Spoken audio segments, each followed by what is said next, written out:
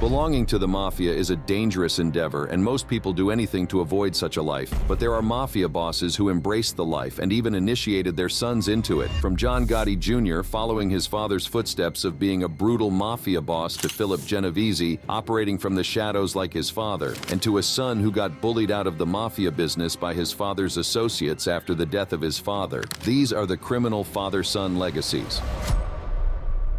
Carlo and Thomas Gambino.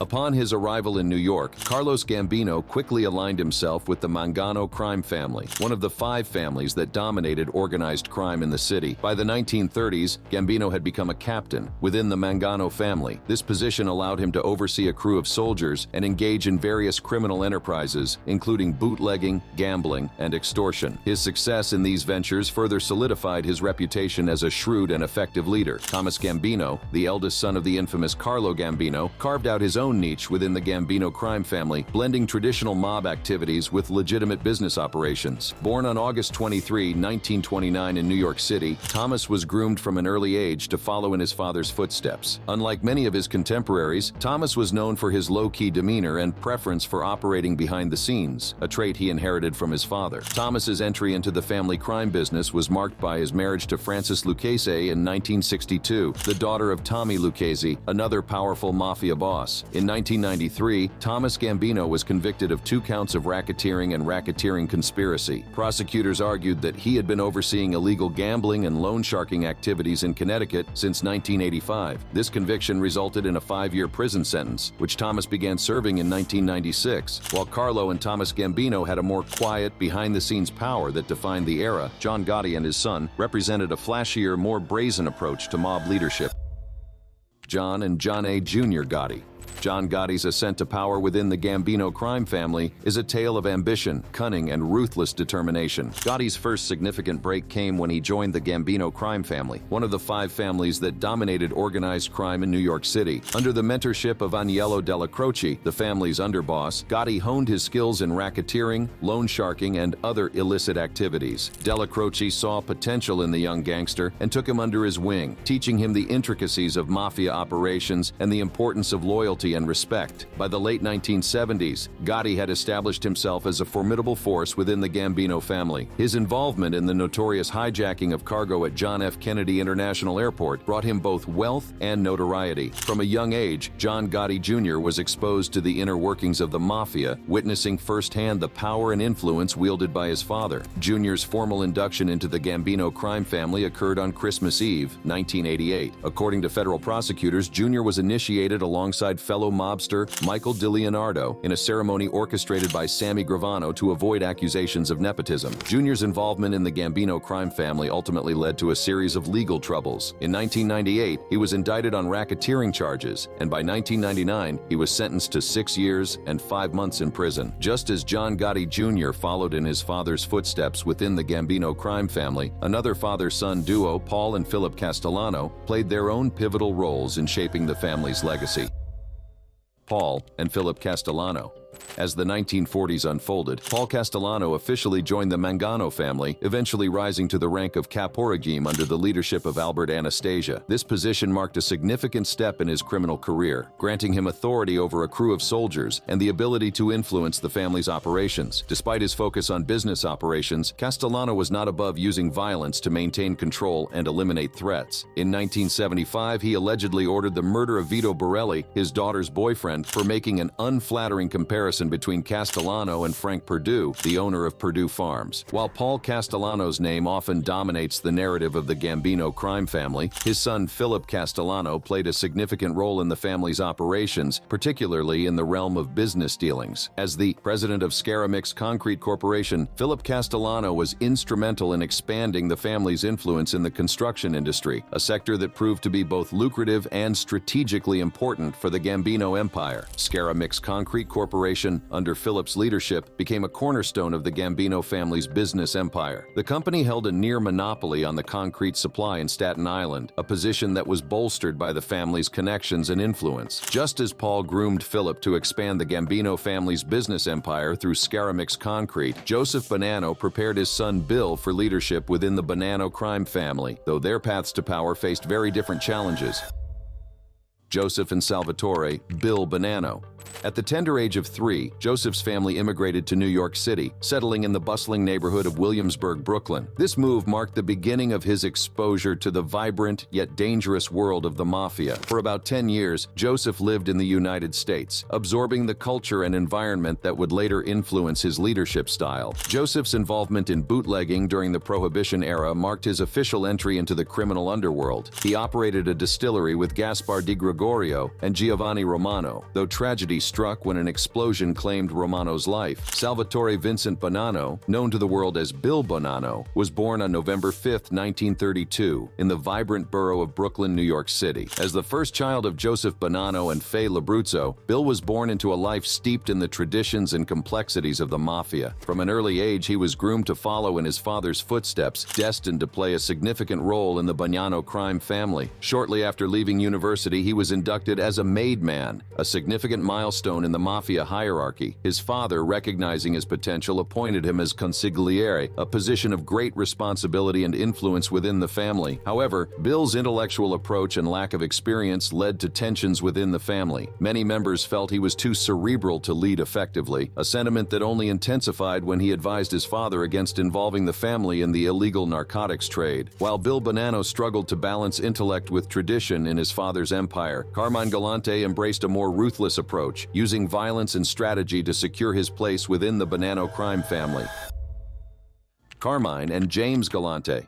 Carmine Galante's ascent within the ranks of the Bonanno crime family was marked by strategic cunning and a relentless pursuit of power. Following his release from prison in 1939, Galante wasted no time in re-establishing his connections within the Mafia. By the 1950s, Galante had become a trusted lieutenant of Joseph Bonanno, the head of the Bonanno crime family. On July 12, 1979, Carmine Galante met his fate in a manner befitting his notorious reputation. While dining on the open patio of Joe and Mary's Italian-American restaurant in Bushwick, Brooklyn, Galante was ambushed by 3 ski-masked gunmen. The gunmen stormed the restaurant, opening fire with shotguns and handguns. Galante was killed instantly. The image of Galante's lifeless body, a cigar still clenched between his teeth, became an enduring symbol of his violent and tumultuous life. James Galante, the son of the infamous Carmine Galante, carved his own path in the world of business, but his journey was fraught with controversy and legal entanglements. James grew up in the shadow of his father's notorious reputation. Despite this, he pursued a career in the waste disposal industry, eventually becoming a prominent figure in the field. In June 2008, facing mounting evidence and legal pressure, James Galante agreed to a change of plea hearing. As part of his plea agreement, James forfeited his stake in 25 trash hauling and recycling companies, valued at $100 million, to the federal government. He also agreed to never work in the waste disposal industry again. Just as James Galante sought success in the waste disposal industry under the shadow of his father Carmine's violent legacy, William Buffalino leveraged his legal career while navigating the powerful influence of his uncle Russell Buffalino's criminal empire. Russell and William Buffalino. A pivotal moment in Russell Buffalino's criminal career came in 1957 with the infamous Appalachian Meeting. This gathering of powerful mafiosi from the United States and Italy was intended to legitimize Vito Genovese's control over the Luciano crime family. Russell, along with Joseph Barbara, was tasked with overseeing the arrangements for this clandestine meeting at Barbara's estate in Appalachian, New York. The meeting, however, was disrupted by law enforcement, leading to the arrest of several high-profile mobsters, including Russell Buffalino. Although the convictions were later overturned, the Appalachian Meeting exposed the vast network of organized crime in America and solidified Russell's reputation as a formidable crime boss. The son of Italian immigrants Salvatore and Louise Buffalino, William was one of 9 children in a family that knew the struggles of immigrant life. William's career as a lawyer was not without controversy. His tenure as a Teamster official, serving as president of Local 985 in the Detroit area, drew scrutiny from a Senate investigation. The investigation portrayed Local 985 as a collection agency for gangster-dominated operators, highlighting the pervasive influence of organized crime within the Union. William's familial ties to Russell Buffalino, the powerful Pennsylvania Mafia boss, only fueled suspicions of his Mafia connections. Despite the controversies and challenges, William Buffalino's career as a lawyer was marked by his unwavering dedication to his clients and his ability to navigate the treacherous waters of the legal system. He retired in 1982, leaving behind a legacy intertwined with some of the the most significant events and figures in American labor and crime history. William Buffalino used his legal expertise to protect the interests of his Uncle Russell's criminal empire. So also did Philip Genovese, operated discreetly within his father Vito's powerful syndicate, ensuring the family's influence endured from the shadows. Vito and Philip Genovese. Vito's rise in the Mafia was significantly influenced by his association with Giuseppe "Joe the Boss" Masseria, a powerful mobster who controlled much of New York's criminal activities. Under Masseria's tutelage, Vito honed his skills in the art of organized crime, learning the intricacies of the Mafia's operations. His loyalty and cunning earned him a place within Masseria's inner circle, and he quickly became a trusted lieutenant. Philip Genovese, the son of the infamous Vito Genovese, was born into a world of crime and intrigue. As the offspring of one of the most powerful Mafia bosses in America, Philip's life was inevitably intertwined with the shadowy operations of the Genovese crime family. Despite his father's notorious reputation, Philip managed to maintain a relatively low profile, a testament to his ability to navigate the dangerous waters of organized crime without drawing undue attention. Philip's involvement in his father's activities was often subtle, reflecting his preference for operating behind the scenes. While Vito was known for his aggressive tactics and high-profile maneuvers, Philip's role within the crime family was more understated. He was linked to various mob operations, but his exact contributions remained largely obscured by the veil of secrecy that surrounded the Mafia's inner workings. Despite his involvement in organized crime, Philip Genovese's life remains shrouded in mystery. Just as Philip Genovese operated in the shadows of his father's empire, Vincent the Chin Gigante mastered deception in plain sight, using both cunning and theatrics to secure his own place in Mafia history away from his father's influence. Vincent the Chin and Andrew Gigante.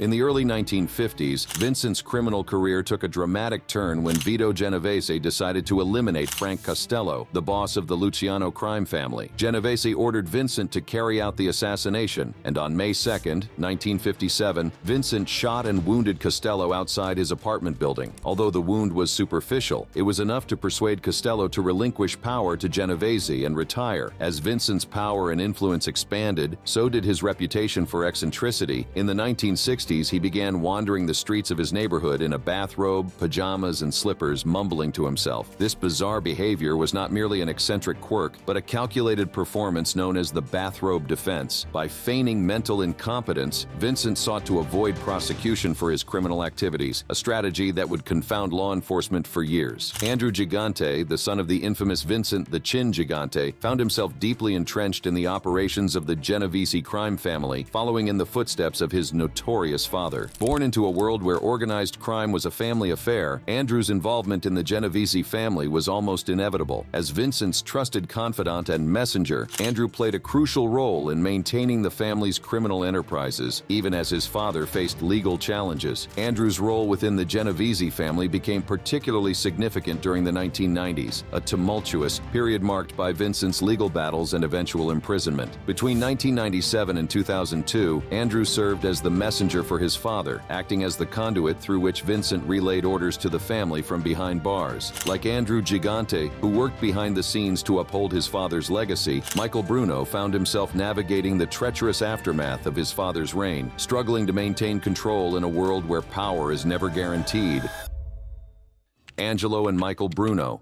By the 1940s, Angelo had established himself as a significant player in the Philadelphia crime scene. His connections extended beyond the city, reaching into the influential circles of the New York Mafia families. The 1950s marked a turning point in Angelo Bruno's career. With the support of his New York allies, he was appointed as the boss of the Philadelphia crime family in 1959, following the murder of his predecessor, Joseph Ida. Bruno's leadership style was markedly different from the violent tactics employed by many of his contemporaries. He earned the moniker the Gentle Don due to his preference for diplomacy and negotiation over bloodshed. For Michael Bruno, the loss of his father was both a personal tragedy and a professional crisis. As the heir apparent, Michael had been groomed by Angelo to eventually take over the family's operations. However, the circumstances surrounding Angelo's assassination left Michael in a precarious position. The power struggle that ensued threatened to undermine his authority and destabilize the family's operations. In the wake of Angelo's death, Michael faced immense pressure pressure to assert his leadership and restore order within the family. The challenge was formidable, as rival factions sought to exploit the situation to their advantage. Michael's ability to navigate this tumultuous period was a testament to the lessons he had learned from his father. However, the increased scrutiny from law enforcement and the internal divisions within the family made it difficult for Michael to establish a firm foothold. Like Michael Bruno, who struggled to maintain control after his father's death, Gregory Scarpa Jr. found himself following in his father's footsteps, but in a world where loyalty, deception, and survival often blurred together. Gregory and Gregory Jr. Scarpa. Gregory Sr. was an infamous hitman for the Colombo family. In the Third Colombo Civil War, he sided with Carmine Persico. In 1962, he was arrested for armed robbery. To avoid persecution, he agreed to work with the FBI, beginning a 30-year relationship. He helped the FBI solve a case where 3 black civil rights workers were killed by a gang of white supremacists. Scarpa threatened to kill a Klansman if he didn't disclose the location of the bodies. The 3 bodies were later found. He died in 1994 from AIDS-related complications. His son, Gregory Jr., followed in his father's footsteps. He was a top hitman for the Colombo family, later on becoming a Capo regime. In 1988, he was sentenced to 20 years in prison. While in prison, he started to cooperate with the FBI by giving them leads on the World Trade Center bombing, with information purportedly from Ramzi Youssef, the mastermind, who was also in the same prison as Scarpa Jr. This turned out to be a scam by Scarpa Jr., hoping to get an early release. In 2020, he was released on compassionate grounds. Gregory Scarpa Jr. attempted to navigate the treacherous balance between crime and cooperation in his father's footsteps, but Michael Franzese took a different path from his father's, using his sharp business instincts to rise within the Colombo family before ultimately walking away from that life of crime altogether. John and Michael Franzese. John became the underboss of the Colombo family during the 1960s. He previously served in the army but was discharged for displaying homicidal tendencies. It's not surprising then that he was a top hitman. In one taped conversation with an informant, he said, "I did a lot of work back in the 1960s. I killed a lot of guys. You're not talking about 4, 5, 6, 10. He served several stints in jail. He was released from prison in 2017 at the age of 100. At that time, the oldest federal inmate in the U.S., he died in 2020. While John was known for being a hitman, his son Michael was known for his business acumen. He dropped out of a pre-med program at Hofstra University to help his family earn some money when his father was sentenced to 50 years in prison. He was one of the pioneers of the gas tax scam, where they defrauded the government out of millions in tax money. At his height, he was making close to $8 million per week. He quit the mob life and became a Christian. He now has a YouTube channel. While Michael Franzese chose to leave the mob behind, abandoning the life his father lived and forging a new path, Nicodemo Scarfo Jr. remained entrenched in the life of crime, ultimately facing the same fate as his ruthless father. Nicodemo Sr. and Nicodemo Jr. Scarfo. Nicodemo Scarfo became head of the Philadelphia mob in the 1980s. Despite being only 5'5", he was feared and respected. He oversaw family operations in Atlantic City, bringing in a ton of money from extorting casino owners. His reign was characterized by fear and brutality. He once ordered the killing of family Capo regime, Sal Testa, the son of his predecessor, for fear that the young Testa was becoming too popular in the streets. His creed at that time was, "Kill or be killed." He was sentenced to 55 years in prison after his nephew, the underboss at the time, turned informant. His son, Nicky Scarfo Jr., joined the mob in the 1980s. After surviving an attempt on his life in 1989 by a fellow Philadelphia mobster, his father arranged for him to become a made member of the Lucchese family to protect him, where he rose to be a Capo regime. In 2011, he was arrested for his role in the embezzlement of millions of dollars from First Plus Financial Group. Scarfo was convicted for the scheme and sentenced to 30 years imprisonment in July 2015. While Nicky Scarfo Jr. tried to carve out his own place in the mob under his father's shadow, Salvatore Testa's fate was sealed by the same ruthless betrayal that had claimed his father's life.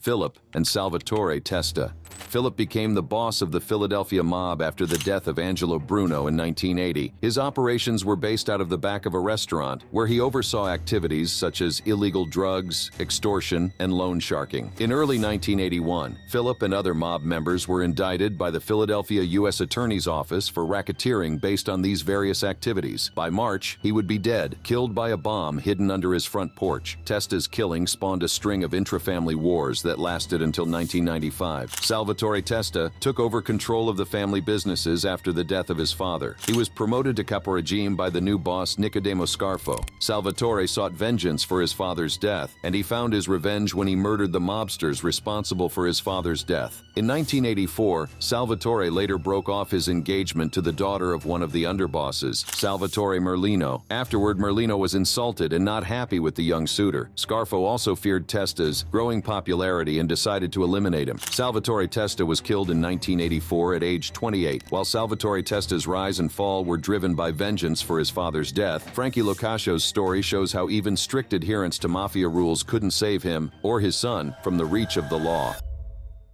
Frankie and Salvatore Locascio. Frankie Locascio joined the Gambino family in the 1950s. He was a good earner, and when John Gotti took over, he became the consigliere, advisor to the boss. He was a stickler for the Mafia rules. When Sammy, the underboss, eventually decided to switch sides and cooperate with the government, Frankie and Gotti were sentenced to life in prison. At his sentencing, he said, "I am guilty of being a good friend of John Gotti, and if there were more men like John Gotti on this earth, we would have a better country." He died in prison in 2021. His son, Salvatore, became a caporegime. He was involved in one of the largest consumer frauds in American history. The plan involved internet users looking for adult content, enticing them to enter their credit card information for free trials, and then later charging them a monthly fee. Complaints from victims caught the attention of the U.S. Justice Department. By February 2004, the entire Salvatore crew had been arrested. Federal prosecutors estimate that the Gambinos grossed approximately $500 million from the phone cramming operation. He was sentenced to 2 years in prison and released in 2008. While Salvatore Locascio capitalized on the internet to fuel his father's criminal empire, Frank Calabrese Jr. chose to use technology against his own father, dismantling a legacy of violence from within.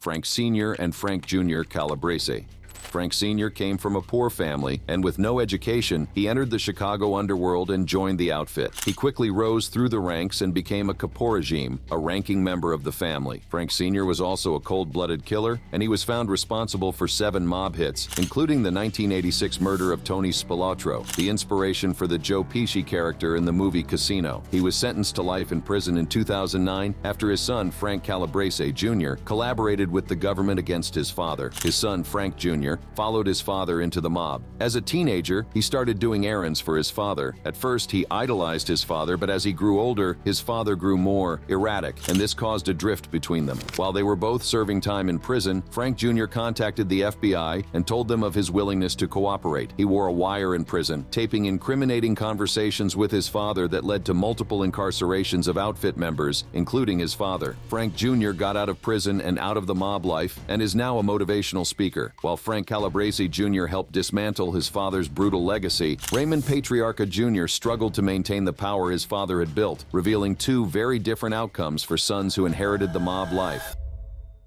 Raymond and Raymond Jr. Patriarca.